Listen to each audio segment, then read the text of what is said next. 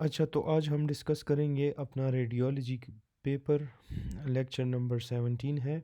Deficiency of which of the following causes cheilosis and corneal vascularisation. तो ये आपके साथ विटामिन B2 है, ये हमने पढ़ा भी है। चिलोसिस कॉर्नियल वेस्कुलराइजेशन की बात आ जाए, B2 लिखना है। थाइमीन जो है B1 है, beriberi, dry beriberi, wet beriberi. और B3 आपके साथ पेलेग्रा कॉज करता है। Which of the following is used in carboxylation enzyme. Carboxylation enzyme कौन सा है? बायोटिन कार्बोक्सिलेशन एंजाइम है।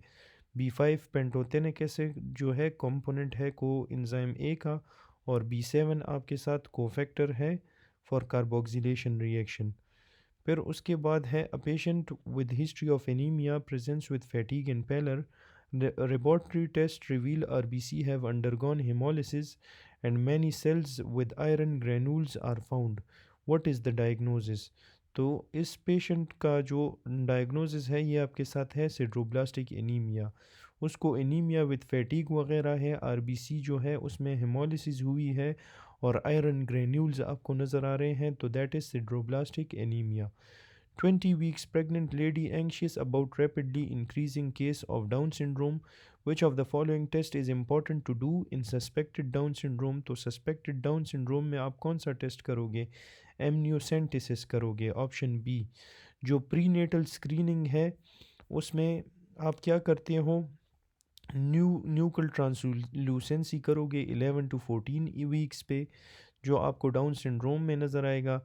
फर्स्ट ट्राइमेस्टर मार्कर में आपने याद रखना है कि HCG ज़्यादा होगा और PAPP A will be less. Second trimester में आपके साथ HCG और इनहिबिन दोनों ज़्यादा हो जाते हैं और AFP कम होता है। UE3 भी आपके साथ कम होगा। फिर प्रीनेटल डायग्नोसिस के लिए हम एमनियोसेंटिसिस और CVS करते हैं। एमनियोसेंटिसिस में आपको foetal cells from amniotic fluid नज़र आएंगे, CVS में प्लेसेंटल टिश्यू नज़र आएंगे।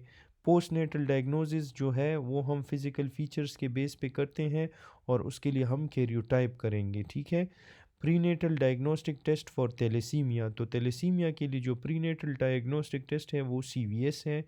ये याद रखना है। A case of increase catecholamine and paroxysmal hypertension, तो इंक्रीज कैटिकोलामीन है, साथ में पेरोक्सिस्मल हाइपरटेंशन है। ये दोनों कीवर्ड्स हैं, ये आपको फियोक्रोमोसाइटोमा में मिलेंगी।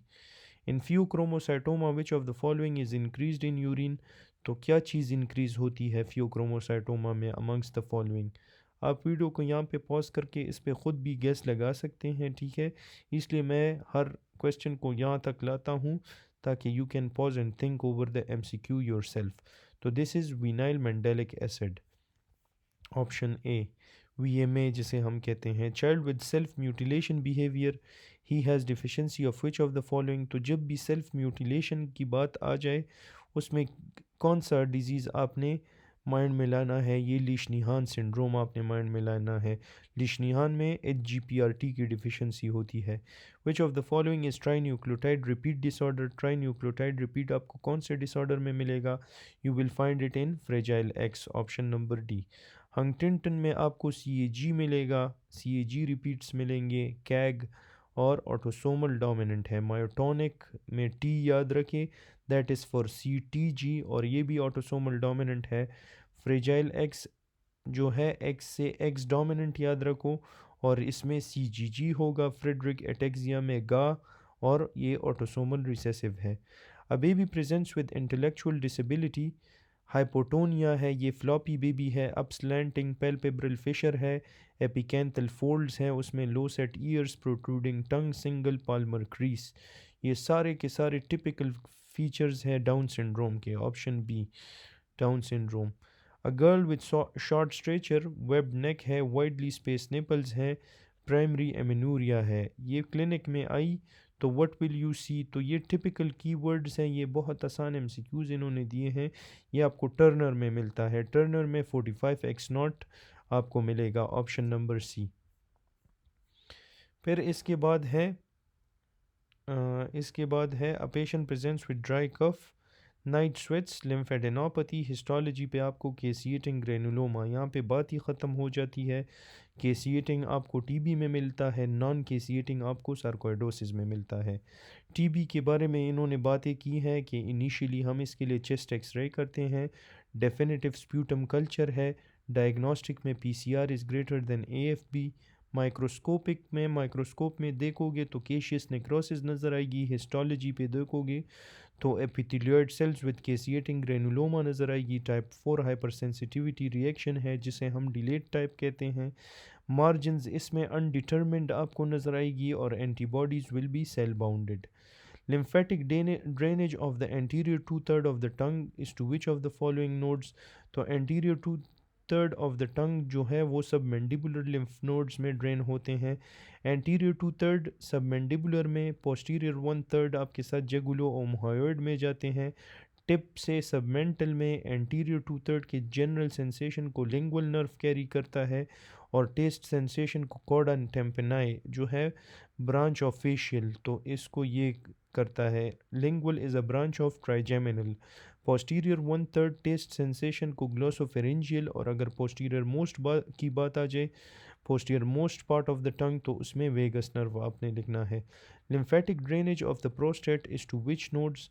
तो प्रोस्टेट जब भी आ जाए वो इंटरनल इलियक में ड्रेन होता है, ऑप्शन नंबर ए। फिर है lymphatic drainage of the anal canal above the pectinate line. तो अगर अबव द पेक्टिनेट लाइन होता है, एक बिलो द पेक्टिनेट लाइन होता है। अबव द पेक्टिनेट लाइन में आपने इंटरनल इलियक नोड्स लिखने हैं, बिलो द पेक्टिनेट लाइन में आपने medial group of superficial inguinal nodes लिखने हैं। तो इंटरनल इलियक नोड्स जो है ड्रेन होते हैं अपर एनल कैनाल में, which two third of the canal, और अबव द पेक्टिनेट लाइन में इंटरनल इलियक नोड्स ड्रेन होते हैं और सुपरफिशियल इंग्वाइनल लिम्फ नोड जो है वो बिलो द पेक्टिनेट लाइन होते हैं, और इसमें भी मीडियल ग्रुप आपने याद रखना है। तो lymphatic drainage of the anal canal below the pectinate line, ये यही सेम एमसीक्यू है, इसमें medial group of superficial inguinal nodes आपने लिखने हैं। lymphatic drainage of the proximal two-third of the transverse colon is to which nodes? तो lymphatic drainage of the proximal two-third of the transverse colon जो है that drains to the superior mesenteric nodes, artery वाले nodes जो हैं। bleeding from the posterior part of the duodenum is due to rupture of which artery? तो posterior part of the duodenum में that is due to gastroduodenal artery। अच्छा, अगर duodenum की बात आ जाए तो first part of the duodenum involve होगा, posterior wall of the duodenum में गैस्ट्रोड्यूडेनल आर्टरी होगी, और gastric ulcer near incisura angularis में लेसर सैक लिखना है आपने। अच्छा, lesser curvature bleeds by left gastric artery, perforation of posterior wall of the stomach bleeds by the splenic artery. फिर है a boy is hit by a car develops, कोई भी injury उसको लेफ़्ट साइड पे को अगर कोई इंजरी हो जाए पेशेंट को, तो इसमें स्प्लीन आपके साथ इंजर होता है। Which organ is most commonly ruptured in blunt trauma to the left hypochondrium region? तो ब्लंट ट्रॉमा में क्या चीज़ आपके साथ इंजर होगी, वो भी स्प्लीन है, ठीक है। Apoptosis is initiated by which of the following? तो कौन सा एंजाइम एपोप्टोसिस को इनिशिएट करता है? You can think about this. This is caspases. Mechanism of action of tetracycline क्या है? तो ये tetracycline का mechanism of action क्या है among the following? That is blocks transfer RNA binding to ribosomes. तो ये ऑप्शन बी इसका करेक्ट ऑप्शन है। फिर इसके बाद है in Alzheimer disease which change is seen in the brain? तो अल्जाइमर डिजीज़ में आपको कौन सा चेंज नज़र आएगा? That is your atrophy of the brain. Midline neck swelling that moves with deglutition is likely, तो जो डिग्लूटेशन के साथ मूव करती है मिडलाइन स्वेलिंग है, तो ये थायरोग्लॉसल डक्ट है जो आपके साथ प्रोट्रूजन ऑफ द टंग के साथ भी ये मूवमेंट करेगी।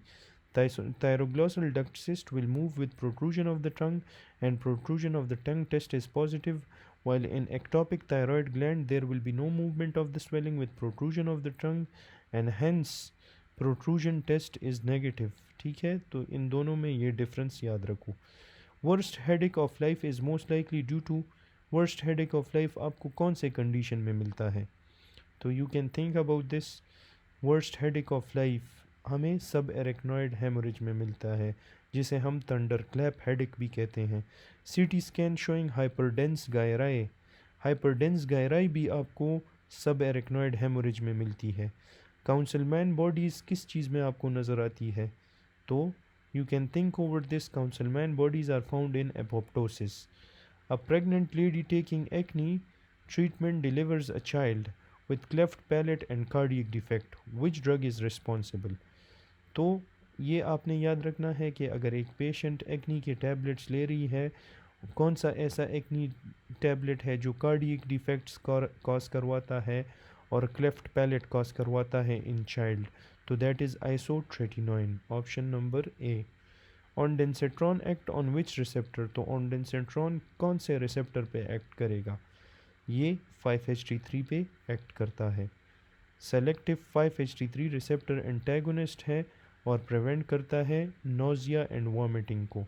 Montelukast act on which receptor? तो मोंटेलुकास्ट के बारे में याद रखिए कि ये सिस एल टी रिसेप्टर पे आपके साथ काम करता है।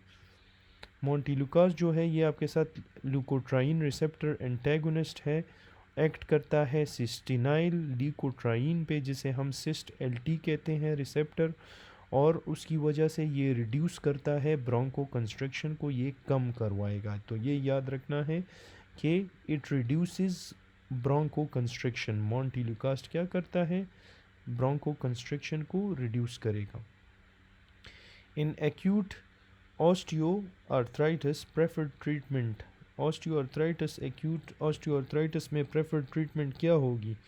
That is intra articular steroid injection, option number B. A hyperthyroid patient with tremors and arrhythmias takes an antiarrhythmic drug and gains weight. Which drug is most likely causing these effects? तो ऐसा कौन सा anti drug है जो आपके साथ weight gain भी cause करवाएगा? तो ये आपके साथ मोस्ट प्रोबेबली एम्योडेरॉन नज़र आ रहा है। Yes, this is amiodarone. A patient received a kidney transplant from her sister. After a few months, rejection occur.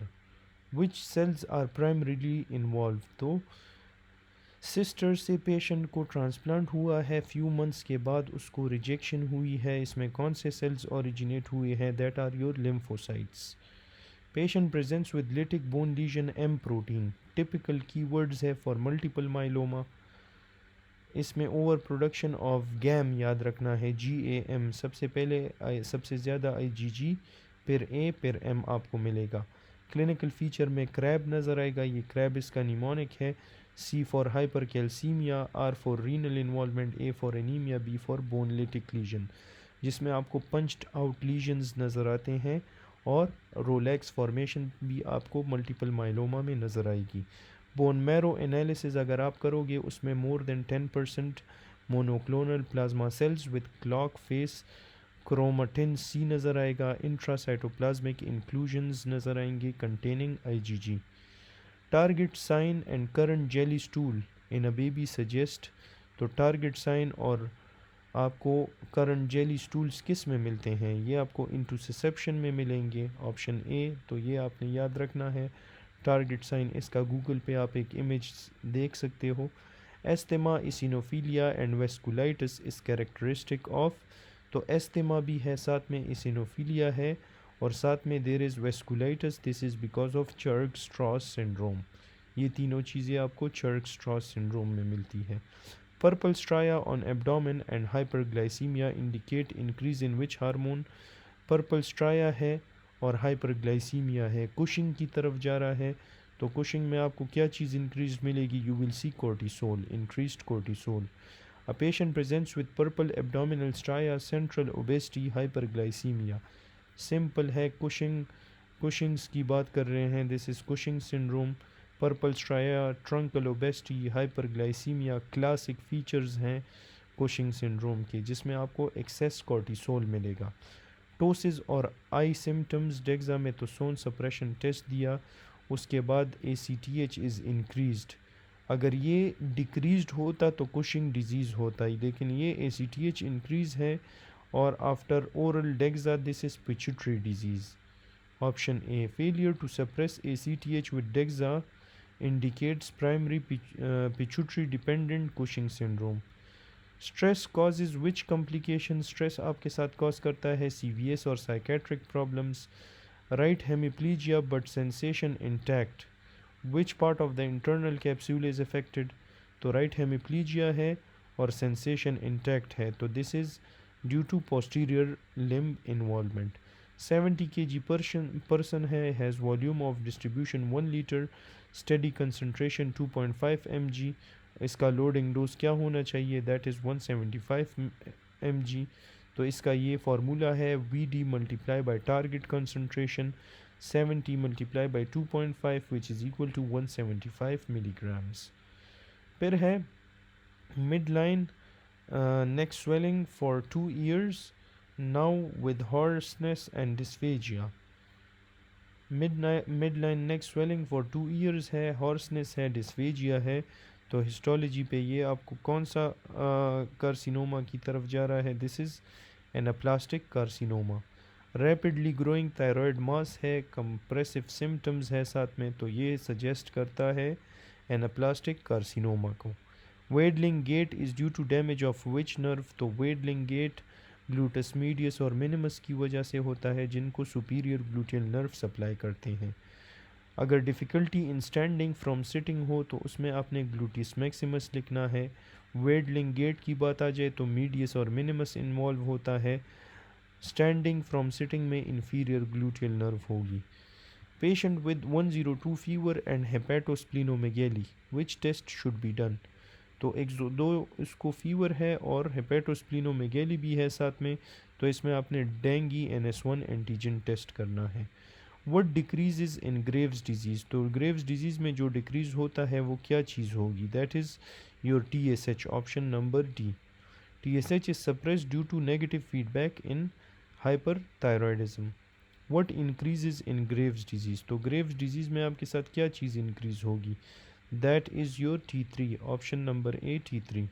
Starry sky appearance on histology is characteristic of, तो starry sky appearance on histology आपके साथ characteristic किस चीज़ का है. starry sky आपको मिलता है in option number A, that is Burkitt's lymphoma, that is Burkitt's lymphoma.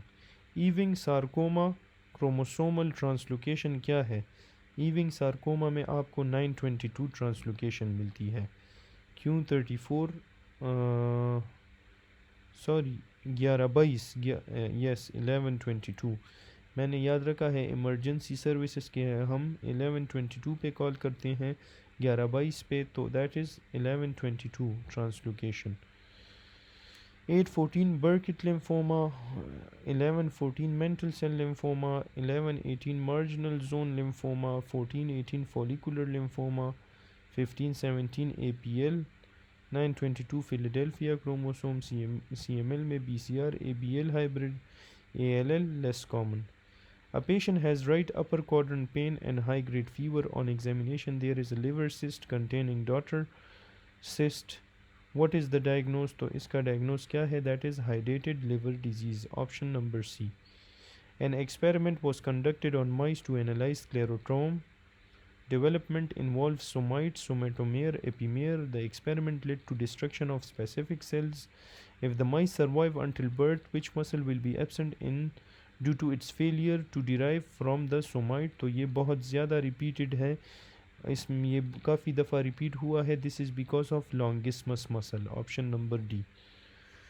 अच्छा, आपसे एक रिक्वेस्ट ये कर रहा हूँ कि ये वीडियो सारी मैं आप लोगों के हेल्प के लिए बना रहा हूँ, आपका कुछ भी नहीं जाएगा. एट द लास्ट 5-10 सेकेंड्स मेरे पेज का लिंक आ जाता है, आप जस्ट काइंडली जाके उसको सब्सक्राइब कर दें, ठीक है. आप लोगों का कुछ भी नहीं जाएगा. Please give me your support, please do subscribe to this channel. फिर है a child on third day has swelling over umbilicus that is not healing with discharge and sometimes fecal matter. तो इसका डायग्नोस क्या है, this is because of ileal diverticulum, option number C. Adduction of the thumb is affected due to lesion of which nerve. Adduction of the thumb affect होगी pad और dab due to ulnar nerve. A girl participates in race but stops after a few minutes as she can not maintain cardiac output. Which factor is responsible, तो इसके लिए जो factor responsible है that is decrease ventricular filling. Heart rate अगर increase होगा तो it decrease the ventricular filling time और stroke volume को आपके साथ रिड्यूस कर देता है। Aspirin absorption is affected how, aspirin absorption किस तरह अफेक्टेड होगी अगर आपके साथ increased in acidic environment. Symptom of facial palsy, symptoms है of facial palsy and hearing are due to nerve passing through, तो फेशियल पाल्सी है और लर्निंग डिफेक्ट्स होंगे नर्व पासिंग थ्रू, तो ये 8 नंबर नर्व की बात कर रहे हैं। वो किस से पास होता है, थ्रू द, अच्छा ये अभी इन्होंने यहाँ पे नहीं दिया, through the option number B. अच्छा that is option number B, internal acoustic meatus. ठीक है, that is your option number B. Option number B जो आपके साथ है, फेशियल नर्व और जो वेस्टिबुलर कॉक्लियर नर्व है वो पास करते हैं through the internal acoustic meatus. ठीक है, तो ये आपने याद रखना है। ठीक है, short muscle of the hand are paralyse due to lesion in, तो short muscle of the hand paralyse होते हैं जब आपके साथ lower trunk of brachial plexus में लीजन होगा। For fast recovery of patient after surgery what should be avoided, हमने big incisions को अवॉइड करने हैं, ईरास प्रोटोकॉल है ये। In supine patient, aspirated content goes into which lung segment? तो supine patient में aspirated content goes into the right lower lobe, option A. Sudden shortness of breath and death 1 to 2 weeks after abdominal surgery, ये क्या indicate करती है? It indicates option B, pulmonary embolism. X-ray shows air under the right diaphragm at the cecal diameter. At what cecal diameter does perforation occur? तो perforation कौन से cecal diameter पे होती है अगर it is more than 9 centimeter? Systemic thrombi are derived from, तो systemic thrombi derive होते हैं from the left ventricle. Thrombi from the left ventricle can cause systemic embolization. Example stroke, limb ischemia.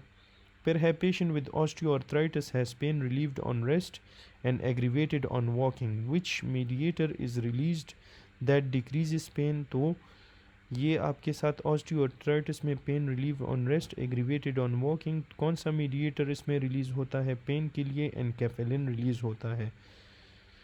Non adaptive receptor nociceptor है neurotransmitter of outflow of basal ganglia में GABA आएगा। Neurotransmitter of corticostriatal fibres में glutamate आएगा। Neurotransmitter of rods and cones में glutamate आता है। Major neurotransmitter of substantia nigra में dopamine आएगा। Neurotransmitter of brain stem striatal fibres में सेरोटोनिन आता है। फास्ट पेन न्यूरोट्रांसमीटर ग्लूटामेट है। स्लो पेन के लिए सब्सटेंस पी है। पेन इनहिबिटरी फाइबर्स में आपने इनकेफेलिन लिखना है। Hypercalcemia should be treated early. At what calcium level can coma and cardiac arrest occur? Hypercalcemia को आपने it should be treated early. At what calcium level can cardiac arrest occur? कौन से calcium level पे cardiac arrest आपके साथ होगा? That is due to option number C, 4.25 to 4.75 millimole per liter. Anaerobic glycolysis occur in RBC on mitochondria. End product anaerobic glycolysis का क्या होगा? That the end product of anaerobic glycolysis is your option B, lactic acid. RBC rely on oxygen aerobic glycolysis producing lactate as the first product. Which wall of the ischiorectal fossa causes referred pain to perineum? तो referred pain to perineum is caused by the lateral portion. ठीक है, lateral wall of ischiorectal fossa. फिर है lymphatic drainage of the upper outer quadrant of the breast. upper outer quadrant of the breast की बात आ जाए तो उसमें आपने एंटीरियर एक्सिलरी नोड्स लिखने हैं। इंटरनल थोरेसिक में पैरास्टर्नल में 20%, पोस्टीरियर इंटरकॉस्टल में 5%। Axillary lymph nodes include anterior pectoral, posterior central, apical and lateral. Major lymph nodes along which vessels, तो वो एंटीरियर एक्सिलरी है जिसे पेक्टोरल भी कहते हैं। सीक्वेंस ऑफ लिम्फ नोड, तो ये इंटरनल थोरेसिक निपल ड्रेनेज में एंटीरियर एक्सिलरी, अपर लेटरल में एंटीरियर एक्सिलरी, लोअर लेटरल में anterior axillary, subdiaphragmatic internal mammary है। ठीक है, मीडियल क्वाड्रेंट में internal mammary, lower inner medial quadrant में inferior phrenic, tail of the breast में posterior lymph nodes, scapular lymph nodes. Path of axillary lymph flow की बात आ जाए तो उसमें एंटीरियर एंड पोस्टीरियर लिखना है। क्वाड्रेंट ऑफ द ब्रेस्ट की बात आ जाए तो उसमें मीडियल और लैटरल क्वाड्रेंट्स होंगे। Most common breast cancer type आपके साथ कौन सा है? सबसे जो कॉमन है that is ductal carcinoma. Kinin and coagulation pathway after tissue injury is activated by which factor? Kinin and coagulation pathway activate होती है बाय फैक्टर 12। फैक्टर 12 जिसे हैगमैन फैक्टर कहते हैं acts in on intrinsic coagulation and kinin after injury. A person with recurrent sinusitis and bronchitis will show, तो recurrent sinusitis है साथ में bronchitis है, you will see loss of cilia, option A। Investigation of choice for Hirschsprung disease, Hirschsprung disease में हम rectal biopsy करते हैं, option number B। botulinum toxin injection mechanism of action क्या होगा? तो botulinum toxin जिसे हम बोटैक्स कहते हैं वो किस पे एक्ट करता है? It acts on the presynaptic neurons. Botox inhibit करता है एसिटाइल कोलिन रिलीज को at the presynaptic terminal और आपके साथ कॉज करता है muscle relaxation. Person lifting a 5 kg weight, isometric contraction occurs due to, तो आइसोमेट्रिक कॉन्ट्रैक्शन होती है due to constant sarcomere length की वजह से। आइसोमेट्रिक कॉन्ट्रैक्शन तब होती है when muscle generates force without changing length. A person has watery diarrhoea, orthostatic hypotension and weakness, ये किस वजह से? वाटरी डायरिया है, ऑर्थोस्टैटिक हाइपोटेंशन है और आपके साथ वीकनेस है, this is due to metabolic acidosis. Left ventricular या left ventricle and majority of the interventricular septum is supplied by, तो लेफ्ट वेंट्रिकल और मेजॉरिटी ऑफ इंटरवेंट्रिकुलर सेप्टम को सप्लाई करता है left anterior descending artery. If L1 and L2 spinal cord segment are damage, which function is affected? तो इसमें जो function affect होगा that is iliopsoas and anterior thigh sensation lost. A child developed joint pain week after throat infection and has murmur radiating to the axilla, तो कौन सी disease में मरमर आपके साथ radiate होता है to the axilla? That is rheumatic fever. Rheumatic fever में post streptococcal rheumatic fever can cause migratory arthritis और mitral valve involvement भी इसमें होती है। डल टेम्पेनिक मेम्ब्रेन और ग्लू ईयर, इसमें हम कौन सा टेम्पेनोग्राम यूज़ करेंगे? तो type B tympanogram will be used. Investigation for small intestine obstruction is, तो स्मॉल इंटेस्टाइन ऑब्स्ट्रक्शन के लिए जो इन्वेस्टिगेशन यूज़ होती है that is barium follow through. Prefer CT scan is greater than barium follow through for small intestine. Barium enema जो है for colon और barium meal for upper GI issues. Hypertension जिसमें sodium ज़्यादा है, potassium कम है, HCO3 कम है, PCO2 आपके साथ कम है, pH भी कम है, तो what is the diagnosis? That is metabolic acidosis, option renal tubular acidosis RTA का केस है। एसिडोसिस तो है लेकिन रीनल ट्यूबुलर एसिडोसिस है। Lithium cause renal stone by, तो लिथियम रीनल स्टोन किस तरह कॉज करेगी? by acting on PTH. Lithium interferes with calcium metabolism why affects on PTH. Lithium block